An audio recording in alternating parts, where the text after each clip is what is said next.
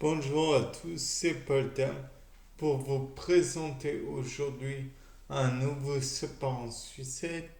Et donc aujourd'hui, je me suis dit, peut-être pour une raison un peu étrange, il existe des bactéries qui sont sur le sol de notre chère planète Terre qui, pour survivre, utiliserait des radiations solaires, mais pas les radiations UVA, UVB ou que sais-je. Non, plutôt les radiations nocives, pour nous du moins êtres humains, que sont les rayons X ou je ne sais trop quel autre plus d'énergie envoyée sur Terre par la voie des rayons de notre chère étoile, le Soleil ou d'autres étoiles en fait. Pourquoi se borner à la Lune d'entre elles? Peut-être qu'il y en a même qui, lors de leur, comment dire, de leur supernova ou je ne sais trop quel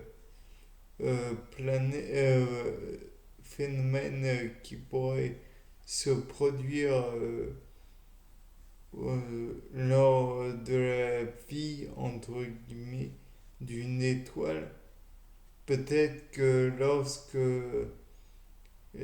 une étoile revient à un état de pulsar, ou alors peut-être lorsqu'elle perd encore de l'énergie et qu'elle devient naine blanche, ou je ne sais quel autre phénomène pour une étoile. En fait, il faudrait carrément un expert en astronomie. Peut-être que celle-ci pourrait, comment dire, envoyer de l'énergie. Et comme vous le savez depuis le temps, il y aurait d'éventuels pigments bactériens ou, comment dire, d'autres éléments organiques dans la cellule bactérienne qui pourraient, si je le remarque, c'est peut-être pas le terme le plus adéquat, puisqu'il n'y a pas de noyau dans une bactérie. C'est vraiment un pseudo-noyau. Peut-être néanmoins que la bactérie en elle-même pourrait croître plus facilement, aurait une division cellulaire simplifiée grâce à ce plus d'énergie envoyée de l'espace et particulièrement des étoiles. Ou alors peut-être que non pas la lumière, mais comment dire, rayons pourraient arriver jusqu'à la bactérie, tels que la chaleur, donc sous forme d'infrarouge, qui serait néanmoins captée par la bactérie et qui pourrait lui apporter des capacités particulières ou un fonctionnement qui serait dû à une mutation du génome ou des organites de la bactérie. Peut-être aussi, est-ce que cela simplifierait la rupture, enfin, pas la rupture, l'obtention de molécules telles que le glucose et donc le fragmenterait en trilose plus facilement. Et donc, par la suite, peut-être obtiendrait-il du pyruvate. Donc, à partir de ce pyruvate, peut-être obtiendrait-on de l'acétyl-CoA plus facilement.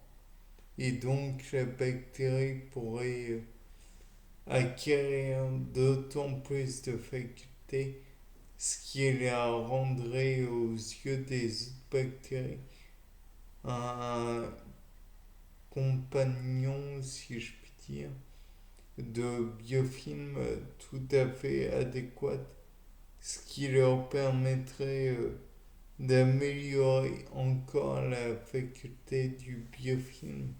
Et donc, il pourrait y avoir un transfert de facultés grâce à ces rayons. Oui, je vais loin, peut-être, mais il faut imaginer que le Soleil et les étoiles peuvent apporter beaucoup de possibilités, de facultés, de mutations, et donc pourquoi ne pourrait-on pas envisager une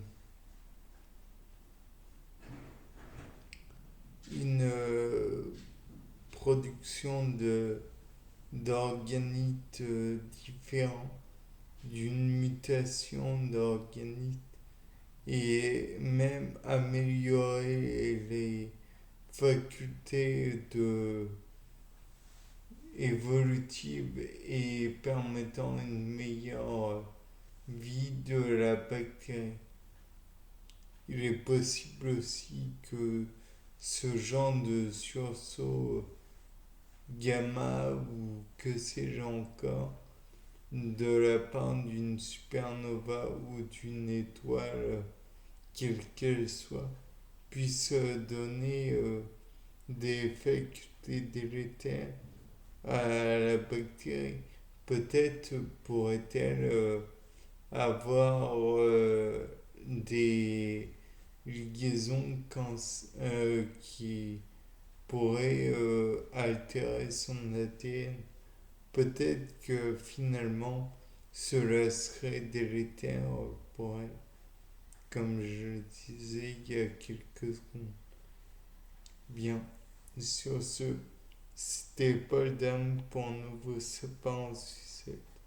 Au revoir.